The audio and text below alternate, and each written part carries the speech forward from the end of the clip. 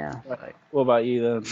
Well, I've been a bit burnt out and not really wanted to play much recently. I've had a go on the first episode of Life is Strange. I'll catch up with that.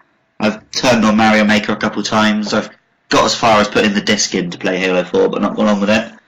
And that's because I just recently sat up until 5 o'clock in the morning playing a little game you might have heard of. A little video game. My console.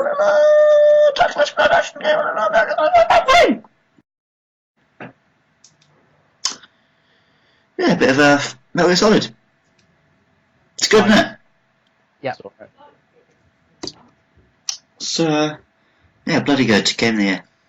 Nothing wrong with Easily.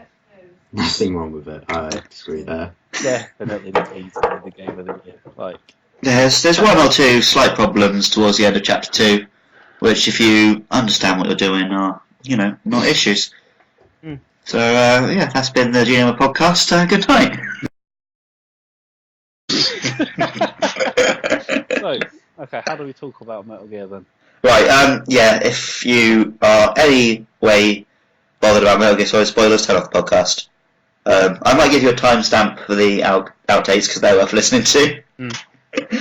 And if you're Balor and Zero, soz, about to go on about Metal Gear for a while. I'm sure Balor's got this far, to be honest. I think we lost Balor a long time ago. Probably did. If he started it. He can't deal with like 1 minute of chat on an episode of the Sound of Play, so he's not going to sat through that ridiculous 2-hour nonsense that we just recorded. It's only an hour and 18 minutes. What are you talking about? Yeah, true. And 30 minutes of that is us fucking up the intro. Right, so yeah, we're just going to chat Metal Gear. Everything's on the table. Spoilers are not an issue. Okay. Should we just basically all say our opening bit of what we thought of it? It's just so that we're not shouting over each other once we get into it. Okay. That sounds good. Matt, well, we'll do it in the same order we did what we've been playing. Matt, why don't you go first? Alright then. Metal Gear Solid 5 is a bloody good game, and you should buy it. That'll do. No, but seriously, Chapter 1, Metal Gear Solid, which is, to be fair, the vast majority of the single player in that game, is pretty much faultless in terms of what it tries to do. It's a brilliant open world, probably the best open world I've seen in games. We're not interrupting yet, Andy. I'm trying not to. Just press mute, we discussed this. What do you think you did? You did. Right, carry on. Am I starting again, or I just carry on? Carry on. I can't be asked to edit this far into the podcast. Yeah. The combat's really fun.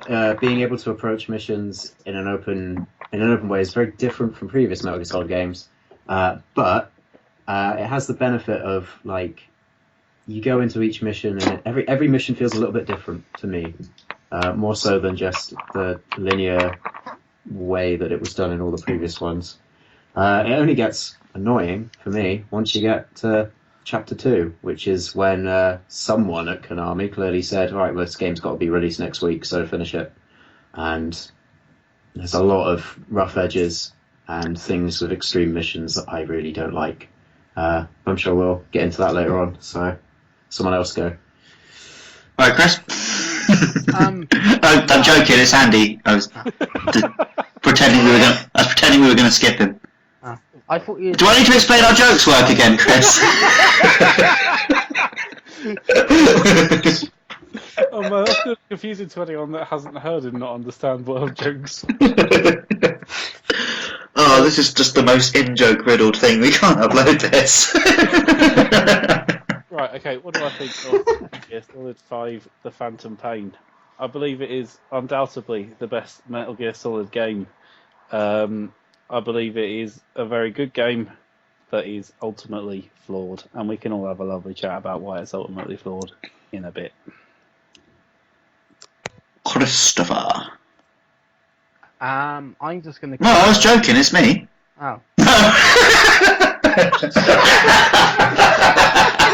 I'm just being a prick now. Yeah, I pretty much concur with Moss. Chapter 2 is a bit iffy. There's some really good missions in it, but it seems like it's rushed, and it's like, oh, we forgot to fit Chapter 3 in as well. We got to get this out. Kojima, you're getting sacked tomorrow, so yeah, forget Chapter 3. Alright, yeah, I think it's a masterpiece. All masterpieces are flawed. Like Matt said, Chapter 1 you can't really take fault with. Chapter 2, I can see why people have complaints, but if you approach Chapter 2 as this is all post-ending content, and if you pick up on the clues that suggest that you can play certain missions like side ops rather than assuming you have to do them, I didn't have any problems with the way it did the gameplay at all. And then story-wise, I don't know what everyone's moaning about. I thought the story was perfectly good at what it did. It wasn't. I mean, it's not meant to be the ending to the series. That's Metal Gear Solid 4, and that did that perfectly. This is for the game that they made, which is this is an open world Metal Gear where you are Big Boss.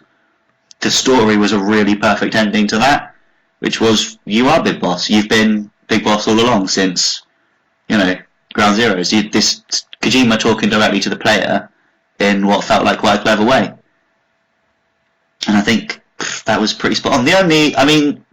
The content that was cut really should have been in the game, because that mission that's in the Blu-ray special feature, A, looks like a really good mission, and B, does wrap up the slight plot thread of why Liquid Snake disappears from Metal Gear and is not seen again.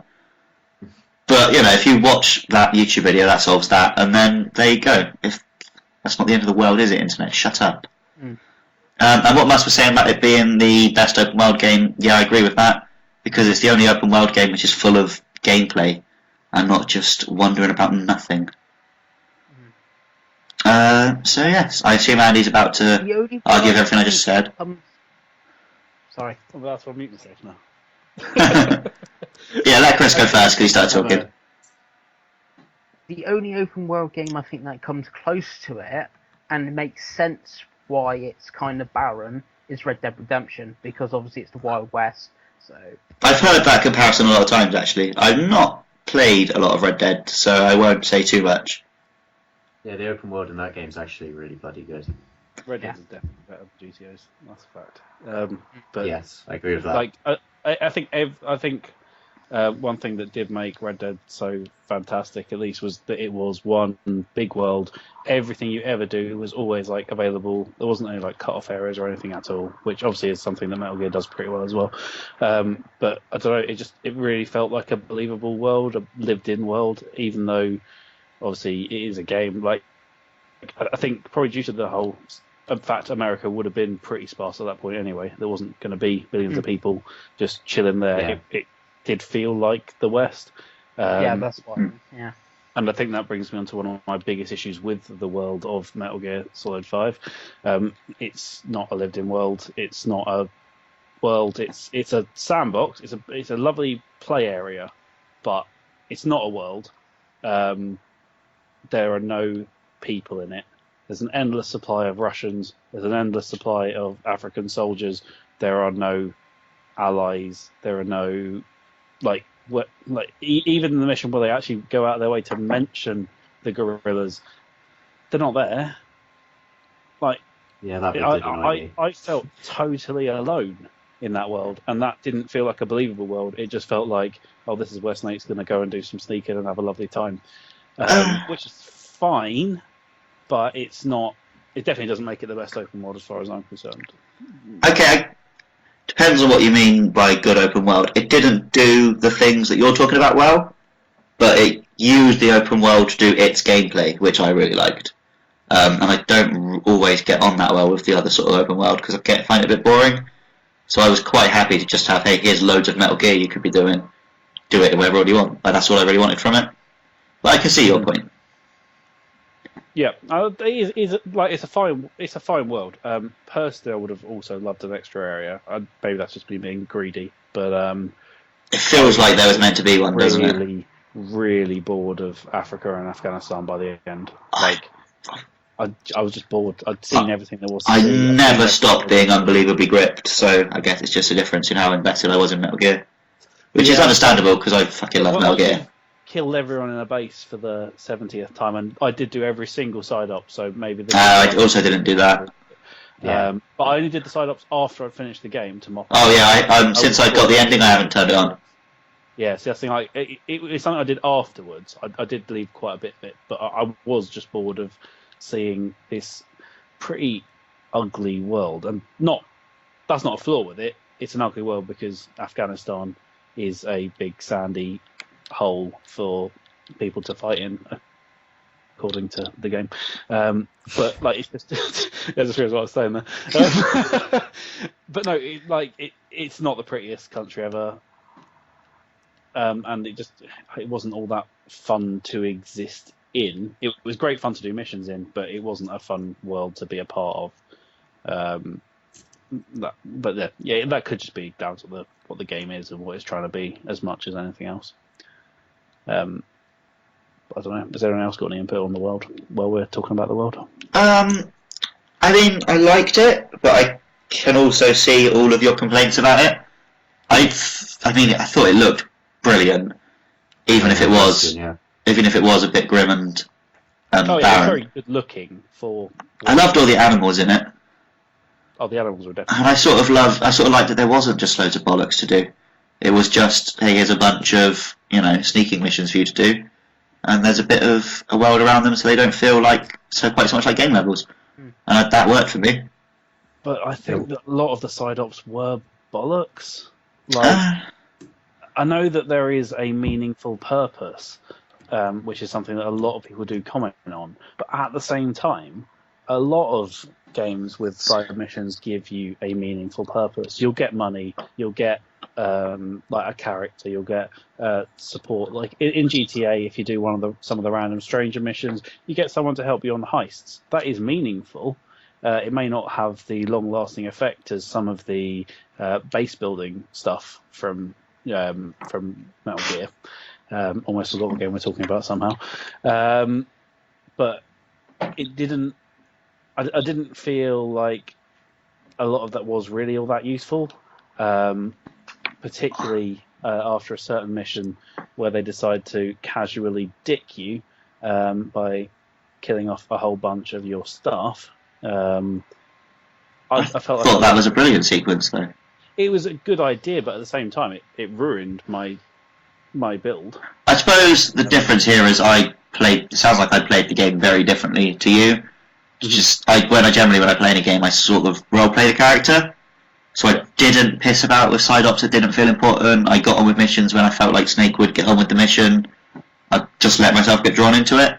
Yeah. So none of what you're saying really bothered me. If a side op was boring, I just didn't do it.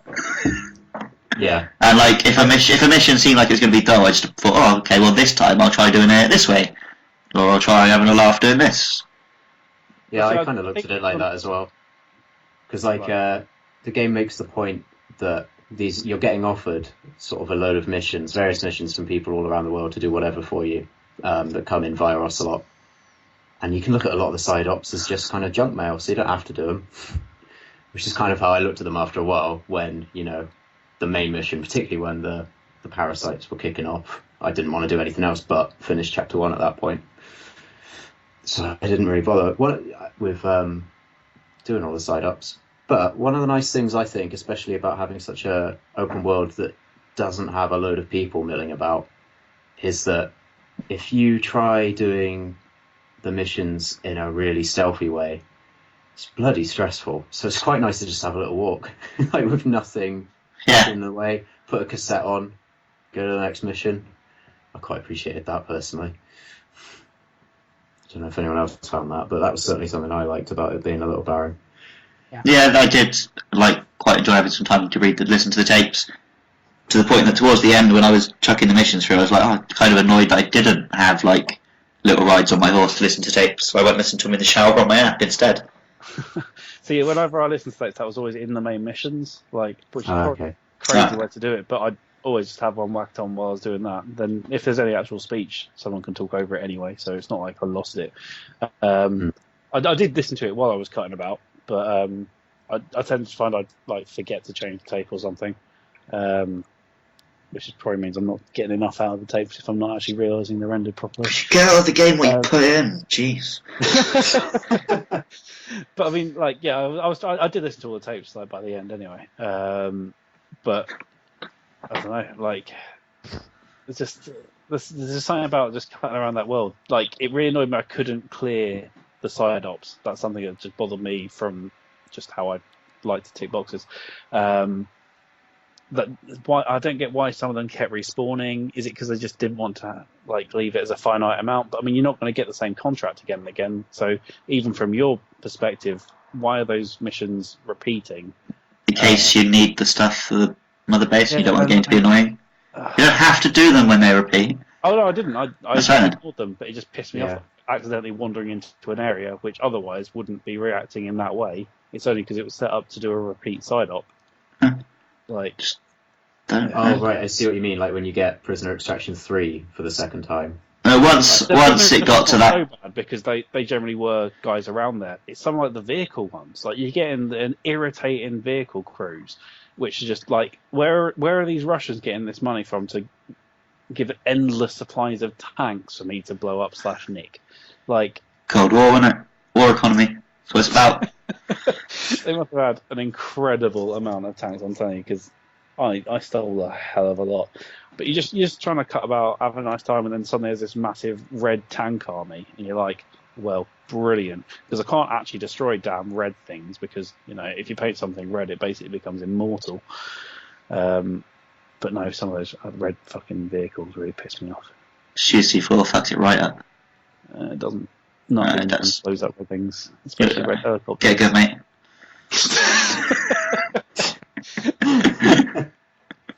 Red helicopters. I don't know. The world is good. It's definitely a good world. I just don't think it's one of my favourites of all time or anything. It's not. The world itself is not something I'll be remembering much, other than from repeatedly running. Maybe the thing is that's why I think it's a good world, because it's a world that just let me get on with what I wanted to get on with. But if you're really into exploring open worlds, then I can see why this wouldn't be the one you're into. Yeah. But at least I didn't have to climb 100 different towers to unlock the map. I like tower climbing mini games, alright. I like them. Okay. So, that's the world. Yeah. What about the the ending stuff. Then we're going to skip straight to the ending. We've Well, got to talk about one, and we were just happy with it. I really like the game a lot. I really like the gameplay. It's got good action. I really like the story. I really like the characters, even if quite dressed stupid. Yes, but later on the game you can make her dress like Sniper Wolf. Yeah, but then she still takes her clothes off for every cutscene. Yeah. Have you seen the cutscene where her and Snake Splash each other? Yeah, and like the Yeah. shower. Yeah, mate, many times. I've not seen that one. Oh, the shower one. Really? Yeah. Wow. I don't think I've seen that one. Yeah. How'd you do that? Well, it's, Really? You basically don't. If you don't shower for ages, Ocelot Okay. will tell you that you stink or something, and then when you come back again to have a shower, Quiet will have a shower with you, kind of, pretty much. I haven't had that, no. No. That sounds And weird. that, Also, like, does she just like stinky men? yeah, it's weird. So that's what gets her going, is like sweaty man crotch in a leather combat suit? Yeah. God, sort it out. I think the character side of things, like, I think I liked the characters, but I liked a bit more from them. I wouldn't want them shoved down at my throat like they were another Metal Gear game, because that's not what this one was about. Yeah. This one's about you being Big Boss. So it makes sense that you're left to your own devices a bit more. I liked all the sort of chatting with Kaz and all that kind of crap from Peace Walker.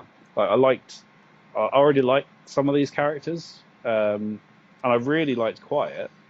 But like, I mean, that is pretty much forged from the last Quiet mission alone, which is impressive. But I mean, I just felt like, well, could I not have had some of this about some other characters?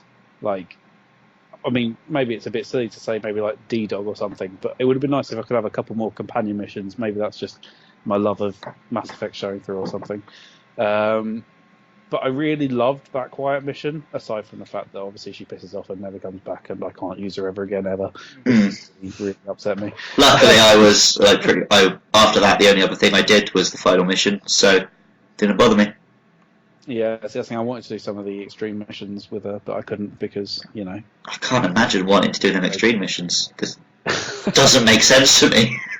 Fuck those missions. Yeah. Before we do hit on that big time, I just liked a bit more from the actual characters. I tell you what, though, that mission where you had to execute your men. That was brilliant. Fucking hell. Yeah. Really good. I did like a lot of the play stuff. I just hated the impact it had on my base. Did Like, it, I But don't- it set up that it mission. absolutely ruined it. It absolutely. I'd stopped collecting by that point, so I didn't have loads of spare guys or anything. I was like, well, I'm not getting any better. There's no point in me picking up every single person and wasting my time trying to improve my base and not enjoying the game because I'm constantly Unless trying to you fall. want Duke ending. What? No, yeah, I don't know. Duke No, ending. it's like I played it like as it was fresh. There was no ending spoilers around when I was playing it. So I was sort of done. Like I was happy enough with my squad. I wanted to get better dudes as I went, but I didn't have abundances of them to go, and then they were just dropping off. And like it didn't matter how I hammered those missions. I didn't want to lose any dudes, and it just devastated like loads of my S's and A's, like A plus pluses and S's, and I lost that sort of man, and I didn't have that to spare. And I know that it probably made the impact of it slightly more, but I mean, it absolutely ruined that aspect. And perhaps it's just the cynicalness of the microtransactions that you got lying around that game. But I mean, it absolutely ruined my chance of having a reasonable FOB. I could never get a security team together for that FOB because I needed everyone doing everything else. And that did disrupt the game. And I do agree it's an excellent moment, but it messed my game up a lot. I didn't properly recover from it, I don't think. Because I hadn't really been touching any of that much, so it didn't bother me. Yeah. But yeah, I can see how it would be annoying, but because I'd only really been using my team just to build equipment or whatever, it was a bit of a knockback, but the incredible emotional impact made up for the fact that it was a bit annoying gameplay-wise for me. Yeah. But there's just so many things I wanted to develop, especially if you want to take down things like red helicopters. You need decent rocket launchers because normal rocket launchers don't touch red things. Might have mentioned that. But no, yeah, it was just it was a small annoyance. It wouldn't have ruined the game or anything for me. It was just that was probably my biggest issue with the story. So that goes to show that chapter 1 at least was fine. Fine. See, by that point of the game, I'd already got my playstyle pretty much locked down, so I kind of didn't need to develop too much stuff. I never really had a problem with the vehicles. I didn't notice any of the red stuff. I think that's pretty much just in extremes, isn't it? This is free roam. This is just free roam. Like I was getting red Was hurt. it? I was pretty much just helicoptering everywhere, so it wasn't an issue. Also, I blew up every single air radar tower really early on. Yeah, but this is just part of like, the doing the you get all the side ups for the armored units and stuff, and that spawns red dudes all over the shop. I didn't see many. Yeah, you probably didn't do enough of the side ups to trigger them. Yeah, I guess so. I think that's probably the case with me as well. The only thing I'd say is, with it wiping out on that mission where you have to kill your own guys. See, it didn't make me kill anyone particularly important, but I'd marked all of the really useful guys in the what do you call it? The iDroid. There's a way that you can like select certain soldiers and be like, I don't want these soldiers to possibly be nicked during an FOB invasion. I think if you do that, it means that they also don't die of disease and stuff. So like my shitty guys were dying off, and obviously people that I sent off in combat units were dying off, but I didn't have a problem with any of my amazing dudes dying. So I didn't get hit anywhere near as bad as you. But that's still... like I didn't have FOBs when I got to that bit. Like FOBs weren't a thing because the game wasn't online. So that wasn't even something I'd even considered, let alone like it being a way out. So yeah. But there we Yeah. go. Yeah. But yeah, bloody good game, innit? This is a Okay, bloody good so game. chapter 2 then, yeah? Chapter 2. Chapter 2. Chapter the second. The second chapter of Metal Gear Solid 5. Phantom Pain. 2 of 2. Or The should it have bit been 3? after the ending. Well, Yeah. Andy doesn't like the ending at all. Well, You what, mate? I like the first ending because it set up the super exciting looking second part with that awesome cutscene of like, oh, still to come on Metal Gear. And I was like, Yeah. what? I've got this much more. How exciting is this? What? Paz is there? Cool, I like Paz. And all this stuff. And then you play it. And then where did all those cutscenes go? Where were the soldiers fighting? Where was Paz? Where was... Oh, you can find Paz. I have since found Paz after Googling where the fuck was Paz. But like, she looked like a pretty major story, and she wasn't. And we got the battle gear now, guys. Let's use the battle gear for some cool thing. Oh no, you can deploy that once. Yeah. That was good. No, that cutscene was so exciting. So like, it reminded me of the scene from Dragon Age, which Brian, I don't know who's seen this, where you like go into Skyloft. And it's all like, oh, this world's about to get going, and then the game proceeded to get going and was awesome. It was like that, but it forgot to get going, which was sad. What, like Dragon Age 3? Yeah, that's what I said. Oh, So, okay. I'm not saying that. So No, you just said Dragon Age. I knew what you meant when you said Skyloft.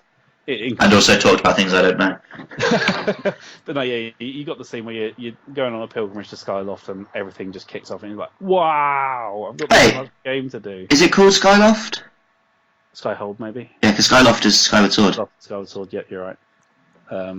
There's only Nintendo games, obviously, so Yeah. that's the only one I believe in. Yeah, no, it was just so exciting, and then I just didn't get half of the cutscenes, and I didn't like even just the last mission.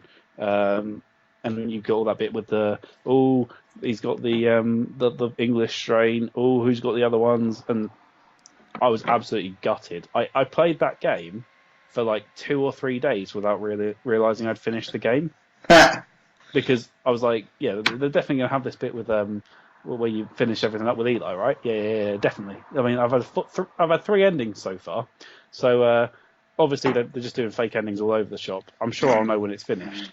Went and proceeded to do every mission minus the 3 of the 4 extreme boss missions. Every single mission, thinking, oh well, this must be where the last ending's going to be. It'll be behind this way. And then after going, surely they're not going to make me do these extreme boss missions. These are impossible. I can't do the 4 skulls. I can't do them. I can't do the sniping skulls. I could probably do Sahelanthropus if I upgrade my rocket launcher once more. He's not that bad. And I beat quiet by using a tank. But Nice. but no, like, I could not do those 4 skulls. Not a chance. So I just started Googling, and then I found out, the game doesn't end. You don't get to find out what happens with Eli, and I didn't know that Eli was whatever he is, Liquid Snake, is it? Yeah. Yeah, I didn't know that. So Wasn't that like the most obvious thing ever? Only if you're a big Metal Gear head. what Yeah. Liquid Snake is. I literally have heard Next, the you'll name. be telling me you don't know who the other character is with Eli. Well, I know now that it's meant to be Solidus, is that right? No, it's Psycho Mantis. Oh, there we go. I didn't know anyway. But it didn't mean anything to me. Like, so that was a plot line to me that was introduced in this game and never finished, and was even teased as a major part of Chapter 2. Like, if they'd taken out that bit or something, and I just wish they'd taken it all out. Yeah. So they just scooped out, just left Sahelanthropus sitting there. I'd have been happy. Yeah. Because they nicked it, because I didn't know why he still had that last strain, and there's no way that Snake is just about to go, he's got that last strain, I don't give a shit about it. I was gutted. Like, I was absolutely stunned when I realised. I'm really hopeful they'll bring out that mission as some sort of DLC. I know they said at the moment they're not planning to, but It's DLC, but I would also probably buy it. at least that would then make there is a version of the game that is complete. Yeah, but no, I was so gutted. I was absolutely. I really enjoyed that game. I'd committed so many hours to it, and then I'd committed so many more for wrapping it up and trying to get that ending that I was desperately after a bit of closure for, and it never came. I watched that cutscene. I was like, well, I guess that's it. But I mean, it's not the end of the game, is it? It's not that amazing final mission. I just got no closure out of it. I felt gutted. I see. I was like pretty happy with the ending that we got, and then the rest of it felt like wrap up. The going back and replaying the hospital escape, I thought that was a perfect ending to the game. Oh, and that. Do I need to talk about that? Yeah, it's bookending it. It's perfect. Yeah. It sets up Metal Gear. Yeah, So- but shall we also? Yeah, I don't mind the story bit. That was fine. But come on, that mission again. Of Yeah. all the missions in the world, in any video game ever, to make me replay, That really, really good mission that everyone in the world loved. Yeah. it's a terrible mission. It's It's really a good for bad one. setting up the story at the start. It gets the game going. It's good for that. It is a bad mission. It takes like 10 minutes. Even less Yeah, I was gonna say, irritating on the tutorial. second- It doesn't take 10 minutes. You Yeah, on the still second time, it takes like 5 minutes. No, it doesn't. You have to sit there. You don't nod have your to do head the while bit where doctor's you're on the standing horse and have to No, fight.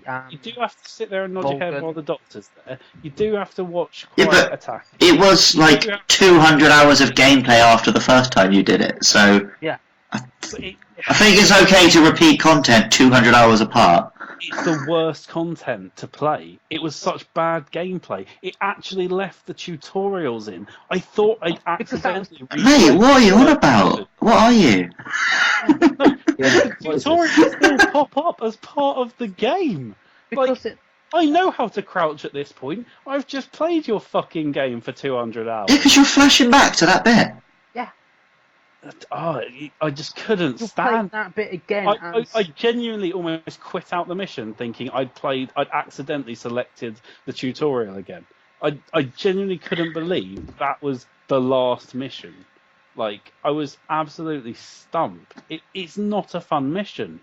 Oh, you're a strange little boy. Yeah, you're. It's terrible to play. It's fine. It's not a fun You're definitely on your own there, mate. Yeah. All the tweets picking up that opening from like the entire world when it came out. The opening is fine. It's just not an ending. It's a brilliant ending. Ending. It makes total sense as well why you would have the tutorials, because you're like flashbacking, explaining how you're not actually Big Boss but are the other. I was just waiting for something. I was watching, just hoping that something would be slightly different. Something. It is at the end where you get. I mean, we all predicted that ending from the start, though, yeah? Yeah, you were I couldn't predicting the guess ending, that. weren't you? You said it in the was it the last? I said it before the game came out. But that's the thing. Like, it's just like if they did it and made it a shorter version of that mission or something, just something to like skip through it. If I was remembering that mission, I would not remember every single little tiny bit of it. I would have skipped like to the major events or something. If they just skipped that into a cutscene, cut it down by half the length. No, I really enjoyed going back and replaying that mission after the adventure I'd had. It's Just take slow like 10, 15 minutes sort of thing, and then once you've got Must, what's your vote on this one? It takes half an hour at least. Half an hour at least. Oh, it was just so good that it flew past. Your game, everything takes half an hour. But it's no, I hated it. And yeah, you like Uncharted and I love Destiny. the ending part from you. I remember watching Kinda Funny or something, and Greg Miller was on like, "Oh, the ending's so brilliant. All Metal Gear fans are gonna love it." I'm a Metal Gear fan. I love it. Luke, are you a Metal Gear fan? I am a Metal Gear fan and I love that ending. Mus, what's your opinion on this ending? I like the ending. Did you like that mission? There we go. That's one of my favourite missions in the game.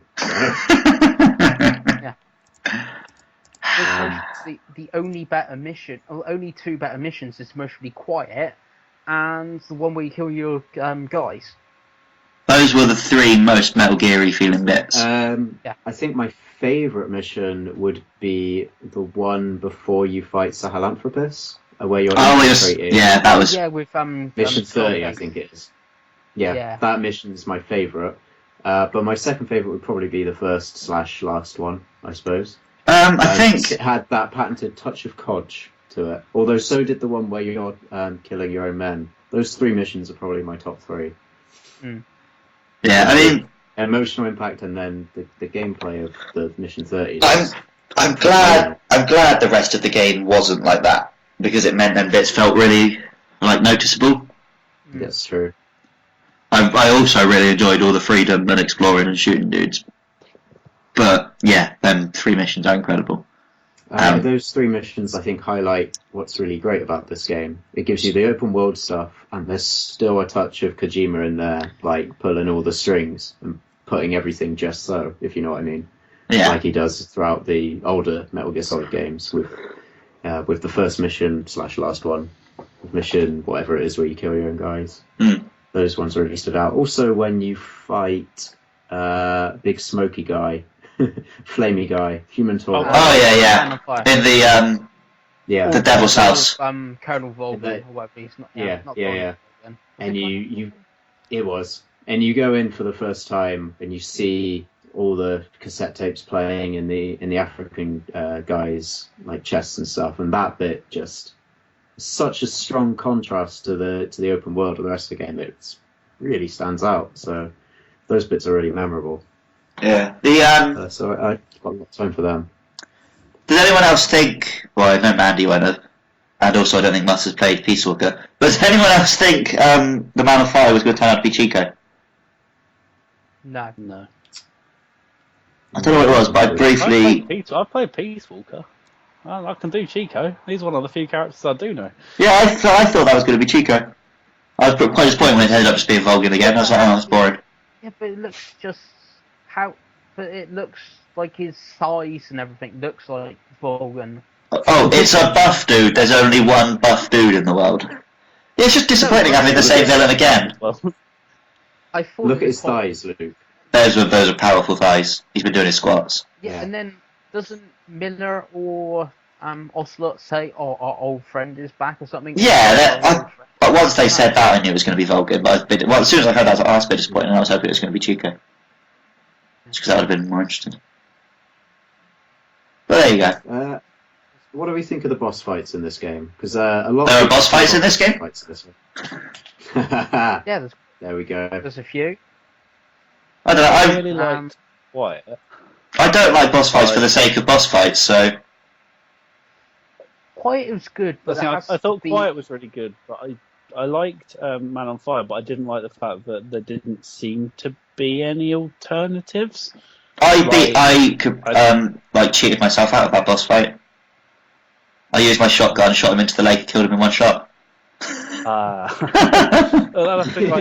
was trying to extract him. Like I was doing all the towers. I was doing it like I'd go around circles, blowing up all the towers, blowing up all the water veins, all that sort of thing. Trying my best to extract him. Couldn't do it. I guess that like from talking about it since then, the only way is to use the wormhole. But no, like I couldn't get him extracted, and that really annoyed me. Otherwise, I was really enjoying that fight. I tried the water pistol, I tried blowing up the water towers, I tried blowing him up, and then eventually I knocked him into that pool, and I was like, yeah, but I really wanted to extract him. Like, I've been given the option to extract him, I just can't do anything about the damn floaty kid, which was a shame. But, nah, I did like that, and I did like the... I've really enjoyed these snipers in the woods as well. I thought that was pretty fun. I just really hated the skulls. Yeah, I did the same thing with the water pistol and the Man on Fire. In fact, I purposefully, when that fight kicked off, I went, I've just researched this water pistol. I'm gonna drop this in here. Spray him with the water pistol. Like either Miller or Ocelot, straight on the old walkie-talkie, being like, "Boss, that's not enough water." It's just like, oh shit! How do I actually beat him? And I whipped it out. Yeah, it's just I hadn't developed any shotguns at that point. Like the idea of knocking him back into the. I developed the shotgun especially. When I realised what the fight was, like, oh, that's clearly the way you do it. Just occurred to me. Yeah. But I'm sort of disappointed now because I wish I'd had the run around that everyone else seems to have. Yeah. Yeah, it was a good fight, especially when you were just working it out. And I would have liked to see I more. think I beat him really quickly. I'm not sure. Would I had quiet? Yeah, quiet. You could have had her. Quiet kills him like pretty much right away. She was there when I was doing it, and she didn't do that much to him, but. Yeah, I had like quiet, maybe full companions. I'm not sure by then, but I remember the fight not taking that long at all. Like a couple of minutes, maybe at the most. The first fight with Quiet is the fight that the Arkham Knight wishes it was. Yeah. The only problem, it's still nowhere as good as The End or Sniper Wolf. Yeah, and he could photosynthesize without getting his tits out. Exactly. That's true. That's the dream. But then, my favourite boss fight in the entire Metal Gear Solid series is The End, so that's a bloody good fight. Standard. For me, anyway. But the Quiet fight is still a lot of fun. Just not on extreme mode where she's just lethal. Unless if you use a tank, which I didn't think of, I beat her by calling in loads of airstrikes and just blowing her up with the support team. Yeah, I tried to use that sort of drop crate method. That doesn't work on extreme. It doesn't work yet. Yeah. Found that one out very quickly. It also does not work on the 4 ghosts. I figured that probably wouldn't do. I like the full ghost, although I was really annoyed because I accidentally left the mission area, so they all fucked off, even though I'd tranked all 4 of them.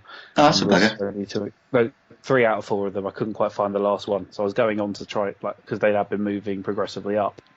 So I got 3 out of 4 of them. I was moving on, and I accidentally walked into to the house, and then I didn't get to extract a single one. I was absolutely devastated. After what an excellent fight it was, Quiet did basically help me take out one of the first ones tranked, because I actually had a trank silenced rifle at that point, but then they absolutely ruined her.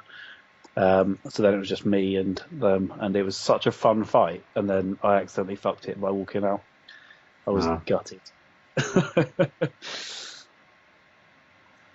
But yeah. Huh. I think one thing I will mention, clearly going back to the favourite missions, right? What does everyone else think of the mission 45 Quiet one? Because I've heard some people don't really like it, but that is my favourite one. I wasn't a fan at all. It was tough, but I really liked it. Yeah, I thought the story element of Quiet was good, but I didn't really like the actual mission. Now I liked fighting a load of tanks, that was cool. Yeah, I think it was really fun just blowing things up, I thought. And then that is that first thing in that whole game that really, really made me care. Like, there were bits that made me oh, this is pretty bad and all that stuff. But I actually gave a shit about Quiet, to the point where I was actually. The second I realised she was going to talk, I sort of almost wanted to cry.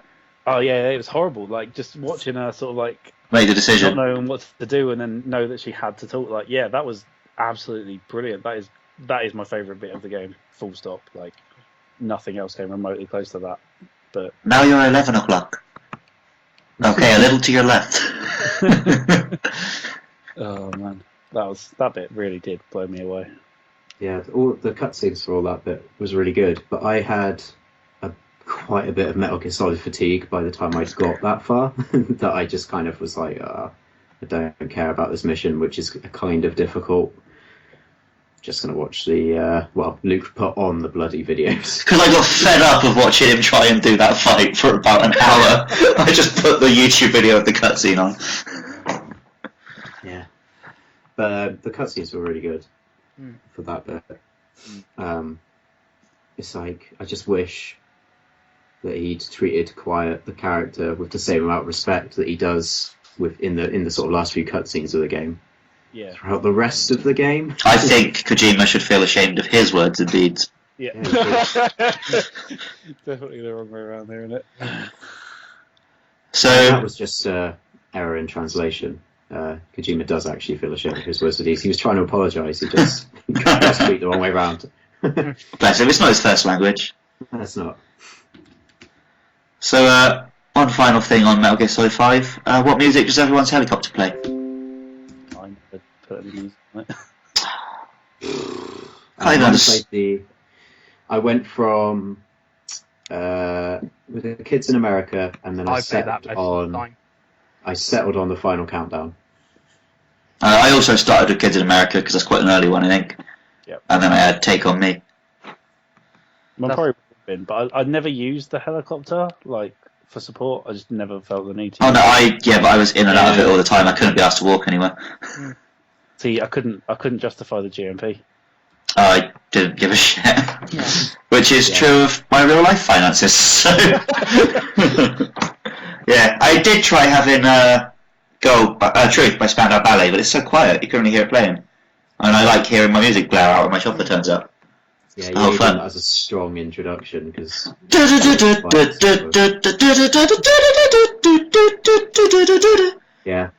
the time the heli. This is Pequod. Pequod. Construction of the landing zone. Get out of the way, horse! It's always the fucking horse. That poor horse, everyone ditched him. As soon as you get the dog, it's like, yeah, bye, mate. I did not get rid of him until I was best mates with him. I made sure I got full friendship with every side character because I assumed it was going to end up like Mass Effect and you'd be a bad ending if you didn't. Oh, Mass Effect.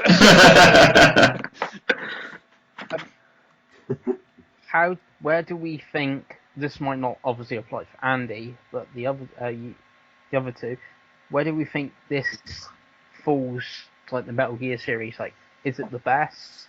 It's Kojima's best game, but it's his worst Metal Gear game. Yeah, that's what they said on Rotating Platform. I kind of agree. I think as an overall experience, looking back on it, I will probably have more fond memories of 3 than I do of this. But I'm not going to know that yet. And the minute to minute, I've spent 200 hours on it, so it must be bloody good. But I couldn't tell you.